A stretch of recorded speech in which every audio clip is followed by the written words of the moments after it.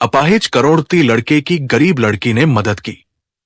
बदले में जो मिला, इंसानियत भी रो पड़ी। दोस्तों, ये कहानी है मुंबई की, जहां मालाबार हिल इलाके में समुद्र के किनारे बना था भव्य मेहता हाउस, जहां रहता था देश के बड़े उद्योगपतियों में गिना जाने वाला आर्यन मेहता। उम्र सिर्फ 30 साल, अरबों की संपत्ति, बड़ी कंपनी और आलीशान जिंदगी। लेकिन इन सब के बावजूद उसकी आंखों में हमेशा एक खालीपन दिखाई देता था। 3 साल पहले एक भयानक कार हादसे ने उसकी जिंदगी बदल दी थी। उस हादसे में उसने अपने दोनों पैरों की ताकत खो दी और तब से वो व्हील चेयर पर था। हादसे के कुछ महीनों बाद उसके पिता भी दुनिया छोड़ गए। घर बड़ा था, लेकिन उसमें अपनापन नहीं बचा था। रिश्तेदार उसके आसपास थे, मगर उनके दिल में प्यार कम और संपत्ति की भूख ज्यादा थी। खासकर उसका चाचा राकेश मेहता, जो कंपनी के फैसलों में धीरे धीरे अपनी पकड़ मजबूत करता जा रहा था। उधर मुंबई के दादर इलाके की एक छोटी सी झुग्गी में रहने वाली राधिका हर सुबह फूलों की टोकरी लेकर निकलती थी।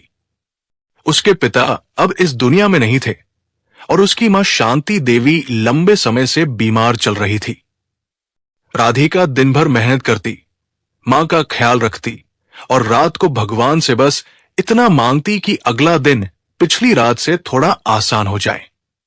उस शाम मुंबई में तेज बारिश हो रही थी। मरीन ड्राइव की सड़कें पानी से चमक रही थी और समुद्र की ऊंची लहरें पत्थरों से टकराकर दूर तक आवाज कर रही थी। एक मीटिंग खत्म करके आर्यन अपनी कार से लौट रहा था। उसने अचानक ड्राइवर से गाड़ी रोकने को कहा। कई महीनों से उसके मन में बेचैनी थी। वो व्हील चेयर पर बैठकर समुद्र के पास चला गया। बारिश की बूंदें उसके चेहरे पर गिर रही थी और वह चुपचाप दूर आसमान को देख रहा था। तभी पीछे से तेज हवा का झोंका आया। सड़क पर जमा पानी की वजह से व्हील चेयर फिसली और कुछ ही पल में आर्यन सड़क के किनारे गिर पड़ा। उसके सिर पर चोट लगी और माथे से खून बहने लगा। आसपास मौजूद लोगों ने उसे देखा, लेकिन मदद करने के बजाय कई लोग मोबाइल निकालकर वीडियो बनाने लगे। किसी को देर हो रही थी, किसी को परेशानी उठाने का मन नहीं था। उसी समय फूल बेचकर लौट रही राधिका की नजर उस भीड़ पर पड़ी। वो दौड़कर वहां पहुंची। उसने बिना कुछ सोचे अपना दुपट्टा उतारा और आर्यन के सिर पर बांध दिया। फिर कई गाड़ियों को रोकने की कोशिश की, लेकिन बारिश और ट्रैफिक के कारण कोई नहीं रुका। आखिरकार वो खुद सड़क के बीच खड़ी हो गई। उसकी जिद देखकर एक टैक्सी चालक रुक गया और दोनों को अस्पताल ले गया। अस्पताल पहुंचते ही डॉक्टरों ने इलाज शुरू किया। कुछ देर बाद डॉक्टर ने कहा कि समय पर अस्पताल पहुंच जाने से बड़ा खतरा टल गया। यह सुनकर राधिका ने राहत की सांस ली, मगर उसी पल उसे याद आया कि मां की दवा खरीदने के लिए रखे पैसे टैक्सी और अस्पताल की भागदौड़ में खर्च हो चुके थे। वो चुपचाप अस्पताल से निकली और देर रात घर पहुंची। झुग्गी के छोटे से कमरे में शांति देवी उसकी राह देख रही थी। उन्होंने मुस्कुराते हुए पूछा, बेटी, दवा मिल गई? राधिका ने अपनी आंखें छिपाते हुए कहा, आज दुकान बंद हो गई थी मां, कल ले आऊंगी। मां ने कुछ नहीं कहा। मां अक्सर बेटी की आवाज से उसका दर्द समझ जाती है। उधर अस्पताल में होश आने पर आर्यन ने सबसे पहला सवाल यही पूछा कि उसे अस्पताल कौन लाया। जब उसे पता चला कि एक गरीब लड़की उसकी जान बचाकर बिना अपना नाम बताए चली गई, तो वो देर तक खामोश बैठा रहा। पैसे देकर लोग उसका काम करते थे, लेकिन बिना किसी स्वार्थ के किसी ने उसके लिए इतना बड़ा काम शायद पहली बार किया था। अगले दिन उसने अपने मैनेजर को उस लड़की को ढूंढने का आदेश दिया। 2 दिन बाद मैनेजर ने दादर स्टेशन के बाहर फूल बेचती राधिका को ढूंढ निकाला। आर्यन खुद उससे मिलने पहुंचा। महंगी कार और सुरक्षा गार्ड देखकर आसपास के लोग हैरान रह गए। आर्यन ने मुस्कुराते हुए उसका धन्यवाद किया और एक लिफाफा उसकी ओर बढ़ाया। राधिका ने बिना देखे ही लिफाफा वापस कर दिया। उसने शांत आवाज में कहा, साहब, अगर मदद की कीमत ली जाए तो वो मदद नहीं, सौदा बन जाता है। यह सुनकर आर्यन कुछ पल तक उसे देखता रह गया। उसकी जिंदगी में पहली बार कोई ऐसा इंसान आया था जो उसके पैसों से प्रभावित नहीं था। बातचीत के दौरान उसे पता चला कि राधिका अपनी बीमार मां के लिए दिन रात मेहनत करती है। जाते जाते आर्यन ने सिर्फ इतना कहा, अगर कभी किसी मदद की जरूरत हो तो मना मत करना। राधिका हल्की मुस्कान के साथ फिर अपने काम में लग गई। लेकिन उस दिन के बाद आर्यन के मन में एक अजीब सी शांति आने लगी। वो कई बार बिना वजह दादर जाने लगा। कभी फूल खरीदता, कभी बस दूर खड़े होकर राधिका को काम करते देखता। लंबे समय बाद उसके चेहरे पर जिंदगी लौटती दिखाई दे रही थी। एक सुबह राधिका फूल बेच रही थी कि अचानक उसे पड़ोस से फोन आया। शांति देवी की तबीयत अचानक बिगड़ गई थी। वो घबराकर घर पहुंची और मां को अस्पताल ले गई। डॉक्टर ने कुछ जरूरी जांचें लिखी, जिनका खर्च सुनकर उसके पैरों तले जमीन खिसक गई। उसकी महीनों की बचत भी कम पड़ रही थी। वो अस्पताल के बाहर बैठी चुपचाप आंसू पोंछ रही थी। उसी समय वहां आर्यन पहुंचा। उसने बिना कुछ कहे डॉक्टर से बात की और इलाज शुरू हो गया। राधिका को जब यह पता चला तो उसने तुरंत विरोध किया, लेकिन आर्यन ने शांत स्वर में कहा, कभी कभी जिंदगी हमें किसी का सहारा बनने का मौका देती है। पहली बार राधिका के पास जवाब नहीं था। उसने सिर्फ अपनी मां का हाथ कसकर पकड़ लिया। शाम तक शांति देवी की हालत थोड़ी सुधर गई। अस्पताल की खिड़की से बाहर मुंबई की रोशनी चमक रही थी। राधिका चुपचाप अपनी मां के पास बैठी थी, जबकि कुछ दूरी पर व्हीलचेयर पर बैठा आर्यन उसे देख रहा था। उस पल दोनों ने एक दूसरे से कुछ नहीं कहा, लेकिन शायद कई रिश्ते शब्दों से नहीं, खामोशियों से जन्म लेते हैं। अगले कुछ दिनों में राधिका रोज अस्पताल आने लगी। वो मां का ख्याल रखती और समय मिलते ही बाहर बैठकर फूलों की माला बनाती रहती। दूसरी तरफ आर्यन भी अक्सर अस्पताल पहुंच जाता। पहले दोनों के बीच सिर्फ औपचारिक बातें होती थी, लेकिन धीरे धीरे बातचीत बढ़ने लगी। एक दिन आर्यन ने पूछा, तुम हर मुश्किल में भी मुस्कुराती कैसे हो? राधिका हल्का सा मुस्कुराई और बोली, गरीब आदमी रोने लगे तो घर चलाना मुश्किल हो जाता है साहब। उसके इस जवाब ने आर्यन को भीतर तक छू लिया। उसने जिंदगी में पहली बार किसी इंसान को हालात से लड़ते हुए इतनी मजबूती से जीते देखा था। अस्पताल के डॉक्टर भी हैरान थे कि शांति देवी की हालत अब पहले से काफी बेहतर हो रही थी। कुछ दिनों बाद उन्हें छुट्टी मिल गई। घर लौटते समय शांति देवी ने आर्यन का हाथ पकड़कर कहा, बेटा, भगवान तुम्हें हर खुशी दे। यह सुनकर आर्यन की आंखें भर आई। वर्षों बाद किसी ने उसे अपने बेटे की तरह आशीर्वाद दिया था। उस दिन के बाद आर्यन का दादर आना जाना बढ़ गया। कभी वह राधिका के लिए चाय ले आता तो कभी शांति देवी के लिए फल भेज देता, लेकिन राधिका ने कभी अपनी सीमाएं नहीं लांघी। वो सम्मान से बात करती, मगर हमेशा दूरी बनाए रखती। एक शाम बारिश हो रही थी और दादर स्टेशन के बाहर भीड़ उमड़ी हुई थी। राधिका फूल बेच रही थी कि तभी कुछ शरारती लड़के उससे बदतमीजी करने लगे। वो डर गई, मगर चुप रही। उसी समय वहां आर्यन की कार आकर रुकी। उसने पूरी घटना देख ली। उसके कर्मचारियों ने उन लड़कों को वहां से भगा दिया। राधिका ने धन्यवाद कहा, लेकिन आर्यन ने शांत स्वर में कहा, हर इंसान को सम्मान से जीने का हक है। उस रात राधिका देर तक सोचती रही। उसके जीवन में पहली बार कोई ऐसा इंसान आया था जो बिना किसी स्वार्थ के उसके सम्मान की रक्षा कर रहा था। उधर मेहता हाउस में बैठे राकेश मेहता को जब यह खबर मिली कि आर्यन अब अक्सर दादर जाने लगा है, तो उसके माथे पर चिंता की लकीरें उभर आईं। राकेश मेहता अच्छी तरह जानता था कि अगर आर्यन भावनात्मक रूप से किसी के करीब आ गया तो उसका कंपनी पर नियंत्रण कमजोर पड़ सकता है। उसने अपने भरोसेमंद आदमी को राधिका की हर गतिविधि पर नजर रखने का आदेश दे दिया।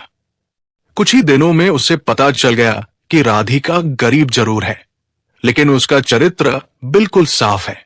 यही बात राकेश को सबसे ज्यादा परेशान करने लगी। एक रात उसने कंपनी के कुछ पुराने कर्मचारियों को बुलाया और धीमी आवाज में बोला, किसी इंसान को गिराना हो तो उसके चरित्र पर सवाल खड़े कर दो। अगले ही दिन मेहता हाउस के कुछ नौकरों के बीच फुसफुसाहट शुरू हो गई कि राधिका धीरे धीरे आर्यन की संपत्ति पर नजर जमा रही है। ये बातें धीरे धीरे कंपनी तक पहुंचने लगी। हालांकि आर्यन इन अफवाहों से अनजान था। वो तो बस इतने दिनों बाद मिली सच्ची इंसानियत को महसूस कर रहा था।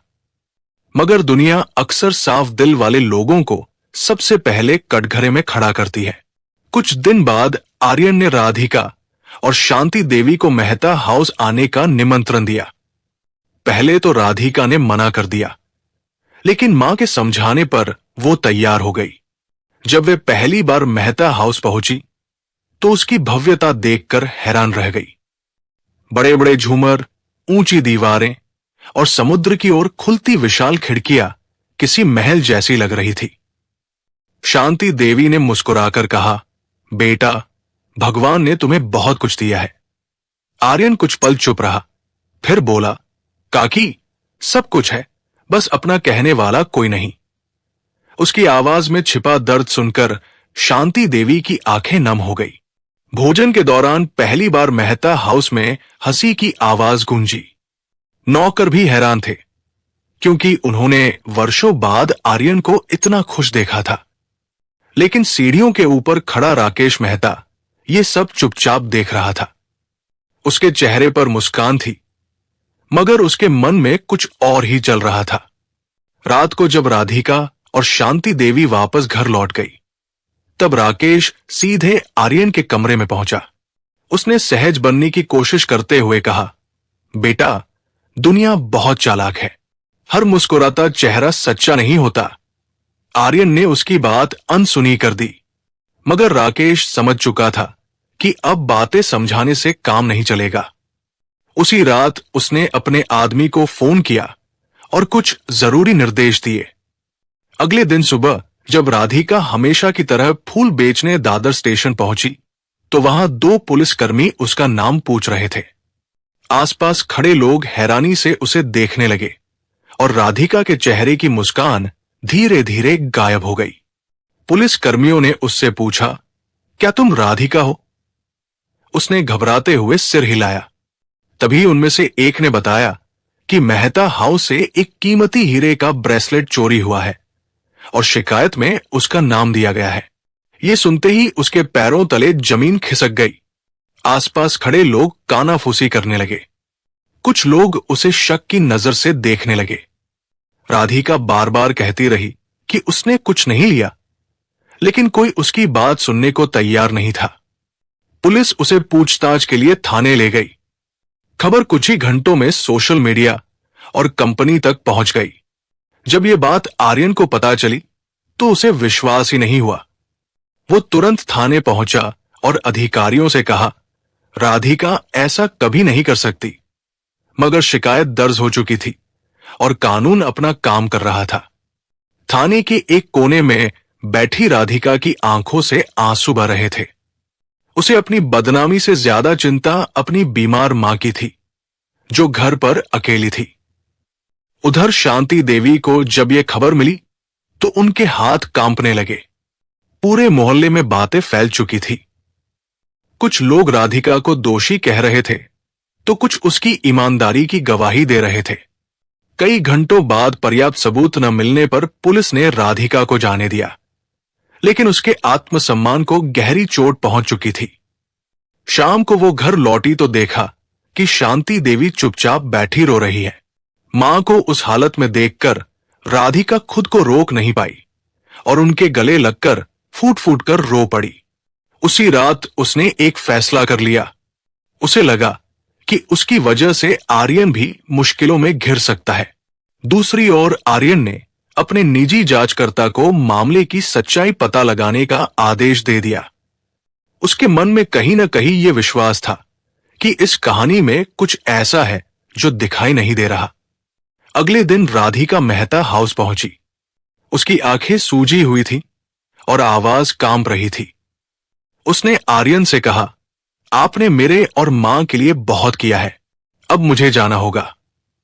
आर्यन ने उसे रोकने की कोशिश की, लेकिन राधिका ने हाथ जोड़ लिए। उसने कहा, गरीब इंसान बदनामी का बोझ नहीं उठा सकता साहब। ये कहकर उसने एक छोटा सा लिफाफा मेज पर रखा और बिना पीछे देखे वहां से चली गई। आर्यन उसे जाते हुए देखता रह गया। पहली बार उसे महसूस हुआ कि किसी अपने को खोने का दर्द कितना गहरा होता है। रात को जब उसने वो लिफाफा खोला तो उसके हाथ कांप उठे। उसमें कुछ पैसे और एक छोटी सी पर्ची रखी थी। पर्ची में लिखा, उसी समय आर्यन के पिता के पुराने वकील विवेक देसाई उससे मिलने पहुंचे। उन्होंने कुछ दस्तावेज उसके सामने रखे। जांच में पता चला कि मेहता हाउस से कोई ब्रेसलेट चोरी ही नहीं हुआ था। पूरा मामला झूठा था। इतना ही नहीं, घर के सीसीटीवी रिकॉर्ड भी जानबूझकर मिटाए गए थे। धीरे धीरे सारे सबूत राकेश मेहता की ओर इशारा कर रहे थे। आर्यन के पैरों तले जमीन खिसक गई। जिस चाचा को वो वर्षों से परिवार समझता आया था, वही उसके भरोसे का सबसे बड़ा दुश्मन निकला। उसी रात आर्यन ने राकेश से जवाब मांगा। पहले तो उसने बात घुमाने की कोशिश की, लेकिन सबूतों के सामने उसकी खामोशी ही उसका अपराध बन गई।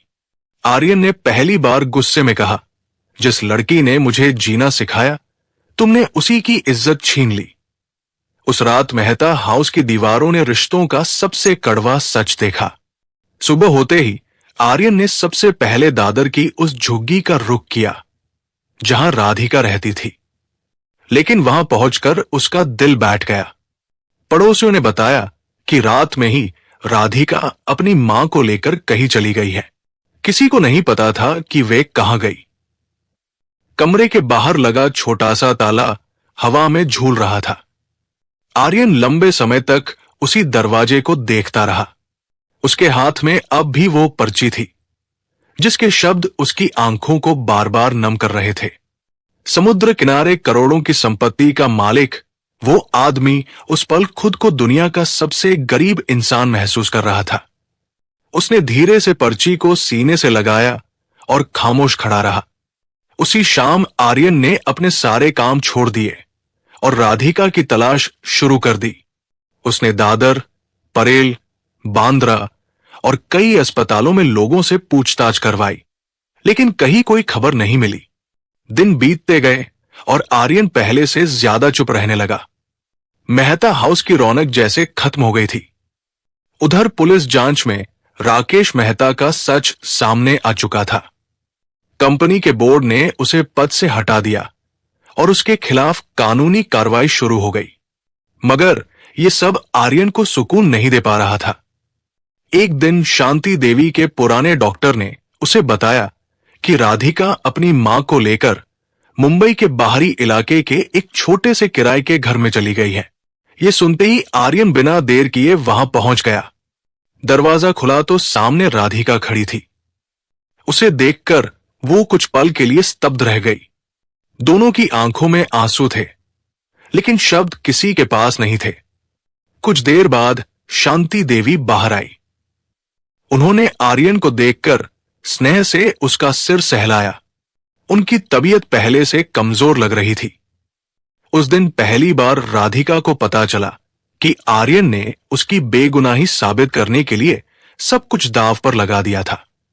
उसने धीमी आवाज में पूछा, आपको मुझ पर इतना भरोसा क्यों था? आर्यन की आंखें भर आई। वो बोला, क्योंकि जिसने अपने हिस्से की दवा छोड़कर किसी अनजान इंसान की जान बचाई हो, वो कभी चोरी नहीं कर सकता। ये सुनकर राधिका की आंखों से आंसू बह निकले। वर्षों की तकलीफ जैसे उन आंसुओं में बह रही थी। उसी शाम शांति देवी ने दोनों को अपने पास बुलाया और कांपती आवाज में कहा, बेटा, जिंदगी में पैसा नहीं, अच्छे लोग सबसे बड़ी दौलत होते हैं। कमरे में कुछ देर तक गहरी खामोशी छाई रही। समय धीरे धीरे आगे बढ़ता गया। आर्यन रोज राधिका और उसकी मां से मिलने आने लगा।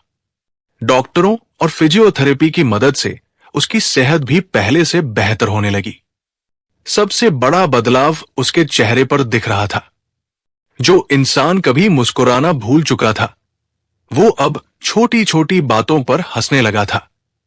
एक शाम समुद्र किनारे बैठकर उसने राधिका से कहा, मेरे पास सब कुछ था, लेकिन जीने की वजह नहीं थी। राधिका ने शांत स्वर में जवाब दिया, और मेरे पास वजह थी, मगर साधन नहीं थे। शायद इसलिए भगवान ने हमारी राहें मिला दी।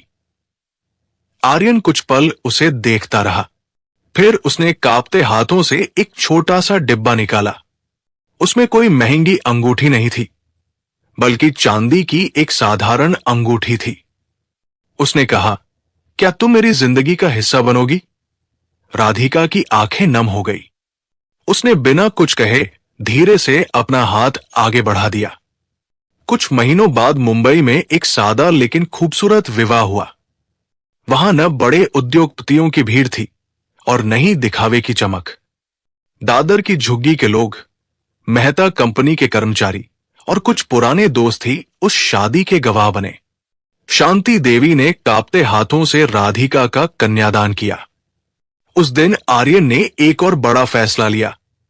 उसने अपनी संपत्ति का बड़ा हिस्सा गरीब और दिव्यांग लोगों की मदद के लिए एक ट्रस्ट के नाम कर दिया। मेहता हाउस के दरवाजे उन लोगों के लिए खोल दिए गए जिनके पास रहने का सहारा नहीं था। यह खबर पूरे मुंबई में फैल गई। लोग उस करोड़पति की चर्चा कर रहे थे जिसने इंसानियत को अपनी दौलत से बड़ा माना। शांति देवी की आंखों में संतोष था, मानो उन्होंने अपनी बेटी के लिए दुनिया की सबसे बड़ी खुशी देख ली हो। शादी के कुछ समय बाद मरीन ड्राइव की वही शाम फिर लौटी, जहां कभी एक अपाहिज युवक सड़क पर गिरा पड़ा था और पूरी दुनिया तमाशा देख रही थी। आज उसी समुद्र किनारे आर्यन व्हीलचेयर पर बैठा था और उसके पास राधिका खड़ी थी। लहरें पहले की तरह उठ रही थी, लेकिन जिंदगी बदल चुकी थी। आर्यन ने राधिका का हाथ थाम कर कहा, उस दिन तुमने मुझे सहारा नहीं दिया था, तुमने मुझे नया जीवन दिया था। राधिका मुस्कुराई और चुपचाप आसमान की ओर देखने लगी। दूर खड़ी शांति देवी की आंखें नम थी। शायद उन्हें भी समझ आ गया था कि इंसान की सबसे बड़ी पहचान उसका धन नहीं, उसका दिल होता है। उस शाम मुंबई की भागती हुई जिंदगी के बीच इंसानियत फिर से जीत गई थी। दोस्तों, इस कहानी से यही सीख मिलती है कि इंसान की असली पहचान उसके पैसे, हैसियत या शरीर से नहीं, बल्कि उसके दिल और कर्मों से होती है। सच्ची इंसानियत कभी व्यर्थ नहीं जाती, वो किसी न किसी रूप में लौटकर जरूर आती है। अब आप बताइए, अगर आप राधिका की जगह होते तो क्या बिना किसी स्वार्थ के एक अनजान इंसान की मदद करते? और अगर आप आर्यन की जगह होते तो क्या दुनिया के खिलाफ जाकर सच्चे रिश्ते का साथ निभाते? अपनी राय कमेंट में जरूर बताइए। दोस्तों, इस कहानी का उद्देश्य समाज को यह संदेश देना है कि अमीरी गरीबी से बड़ा इंसान का चरित्र होता है और सच्चे रिश्ते दौलत से नहीं, भरोसे और त्याग से बनते हैं। खैर, कहानी ने अगर आपके दिल को छुआ हो तो वीडियो को लाइक करें, चैनल किशोर वॉइस को सब्सक्राइब करें और बेल आइकन जरूर दबाएं, ताकि ऐसी भावुक और प्रेरणादायक कहानियां आप तक सबसे पहले पहुंचती रहें। जय हिंद, जय भारत।